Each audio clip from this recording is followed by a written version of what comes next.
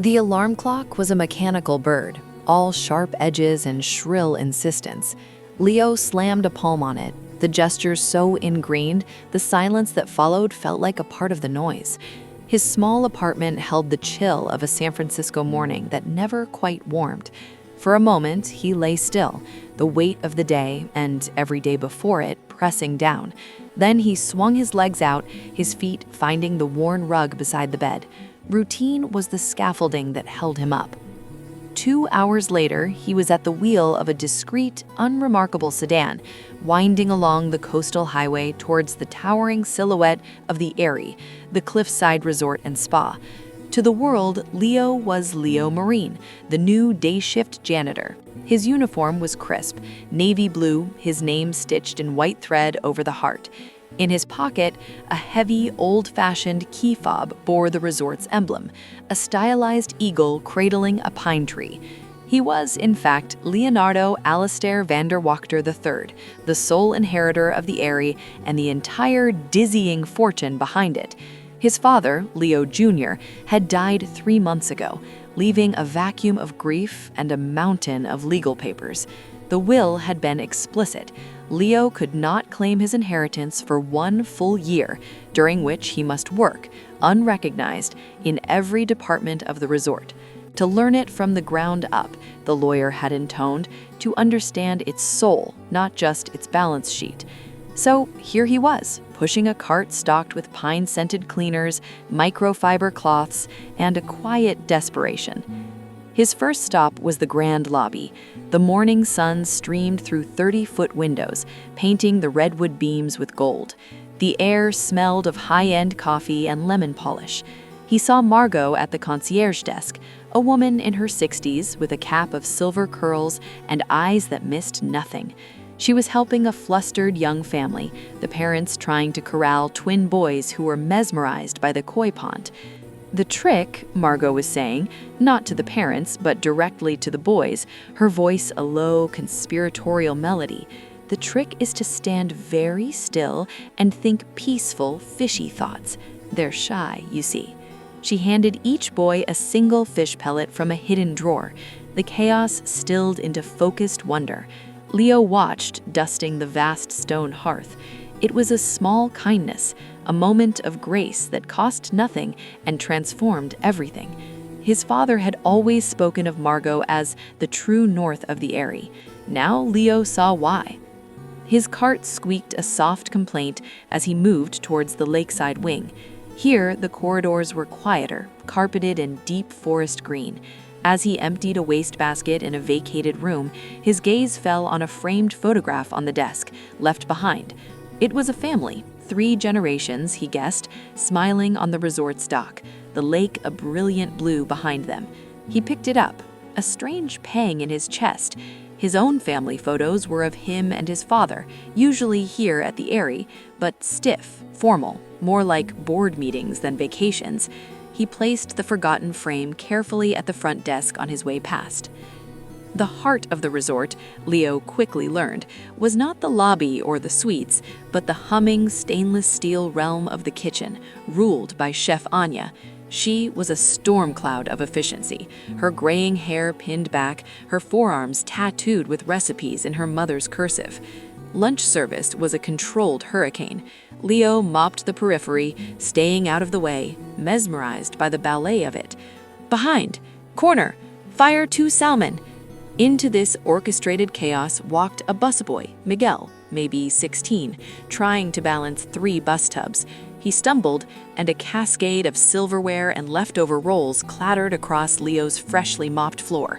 Silence fell for a brutal second. Miguel's face flushed crimson. Before Chef Anya could erupt, Leo stepped forward. "My fault," he said, calmly, meeting the boy's terrified eyes. "Wasn't watching my cart." He righted the tubs and began efficiently scooping up the mess. The kitchen exhaled, the symphony resumed. Anya shot Leo a look, not of thanks, but of reassessment. Later, as Leo took his mandated break on a stool near the industrial dishwasher, a plate appeared before him. It held a perfect croque monsieur, the cheese bubbling golden, a small salad of microgreens on the side. Anya gave a slight nod. "You move fast for a mop." It was the first hot meal someone had given him in months. The days folded into weeks, a rhythm set not by board meetings but by trash schedules and supply deliveries. Leo's hands grew calloused. He unclogged toilets fixed by guests with more money than sense. He scrubbed barbecue stains from poolside concrete, and he spent hours polishing the brass fittings on the old elevator, watching his blurred reflection warp in the metal. He began to know the people. There was Henry, the 80-year-old groundskeeper who could tell the health of a plant by the sound of the wind in its leaves. He taught Leo how to head-dead the hydrangeas so they'd bloom again. "See, you gotta listen to it," Henry said, his hands gentle on the petals. "Everything that lives wants to tell you something." He saw Margot every day, performing her quiet miracles. She found a lost wedding ring in a pile of mulch. Leo helped sift through it. She calmed a honeymooning couple after a fight by giving them a secret picnic basket and directions to a hidden meadow. She remembered every returning guest's name, their dog's name, their preference for Lakeview or Forest View. And he saw the guests differently, not as revenue streams, but as humans in mid-motion. The elderly couple who held hands during every sunset walk, their steps perfectly synchronized.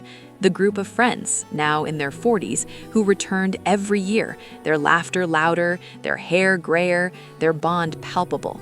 The young woman who sat alone in the library for hours, staring out at the lake, writing in a journal, her face a map of some private, hopeful sorrow.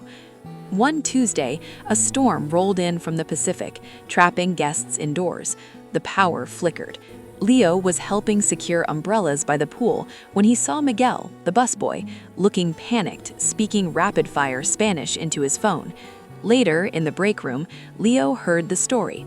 Miguel's mother, who cleaned rooms in the city, had her car break down. She couldn't pick up Miguel's little sister from daycare. Without a word, Leo found Margot. "I need to borrow the resort's shuttle van for an emergency errand," he said. He used the voice he'd spent a year burying, the voice of a man used to being obeyed. Margot, surprised, handed him the keys without question. He drove the van, with Miguel navigating, through the sheeting rain to a small, bright daycare in town. A little girl with huge brown eyes and two tight pigtails was waiting, her backpack almost as big as she was. Her face lit up when she saw her brother. "Manny!" she cried, launching herself at him. On the drive back, the girl, Sophia, sat in the middle, her small hands wrapped around a crayon drawing she'd made of a rainbow over a very tall building that looked suspiciously like the Eyrie. The van smelled of wet wool, crayons, and the faint, sweet scent of child's shampoo. Leo felt a crack in the armor he'd built around his heart. This simple, vital act of getting a child home safe felt more important than any merger he'd ever overseen.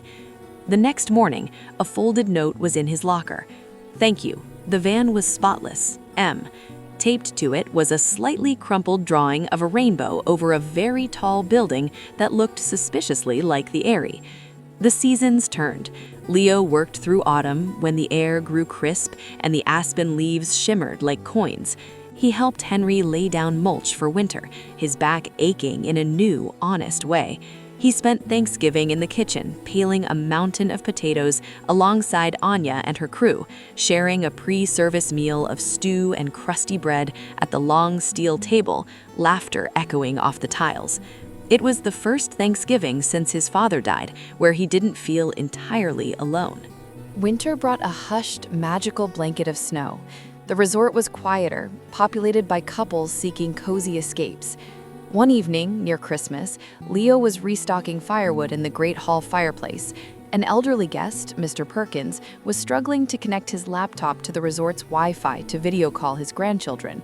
Leo, remembering the tech woes of his own father, knelt beside him. "May I?" he asked softly. In 2 minutes, he had it fixed.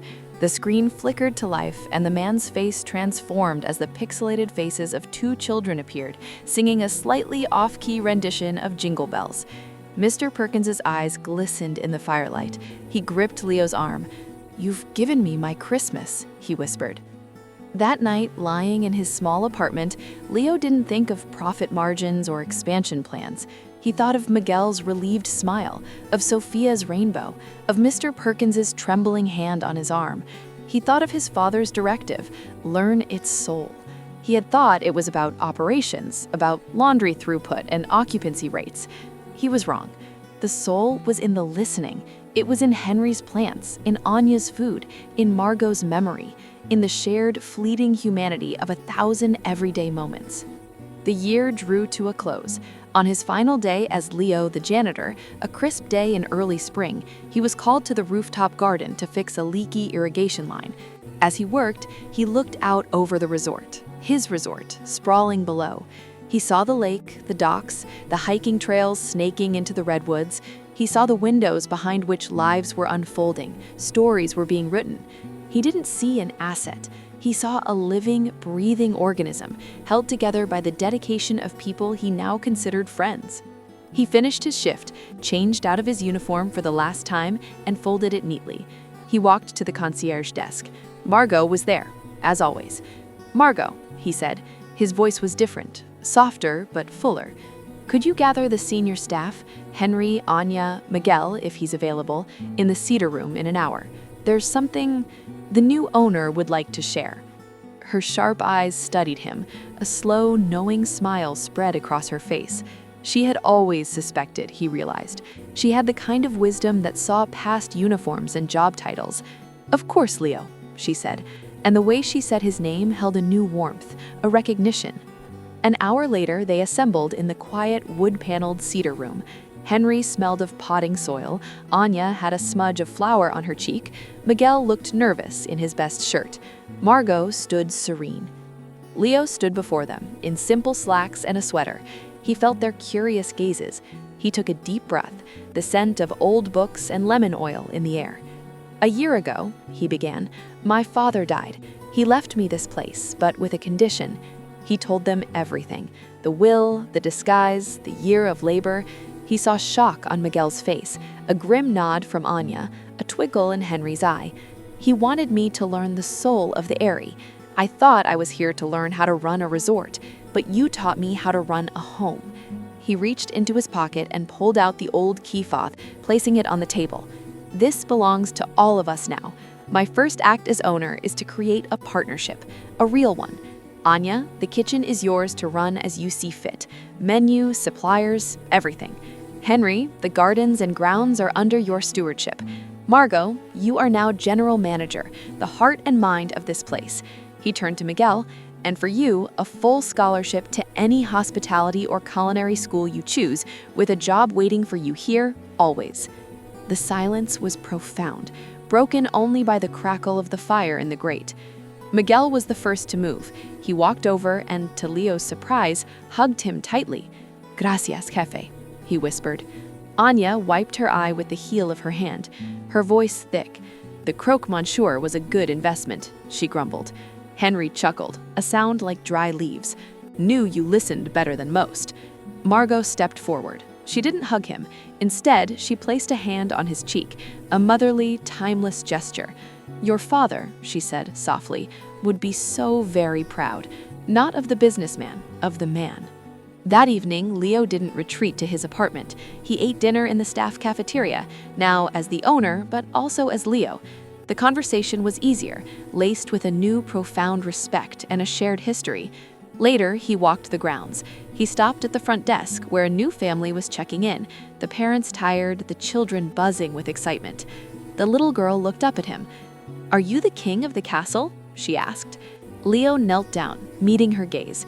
He thought of his year of invisible service, of calloused hands and shared meals, of rainbows drawn in crayon and quiet kindnesses in a storm. He thought of the family he'd found, not inherited. "No," he said, smiling a smile that reached his eyes for the first time in years. "I'm just part of the family that takes care of it. Welcome home." He wasn't a millionaire disguised as a janitor anymore. He was just Leo, and for the first time since his father's death, he felt truly and completely that he belonged. The Eyrie was no longer just a resort he owned, it was a place he served, a community he loved, a testament to the quiet, resilient, connective magic of everyday life. And that, he knew, was the real inheritance.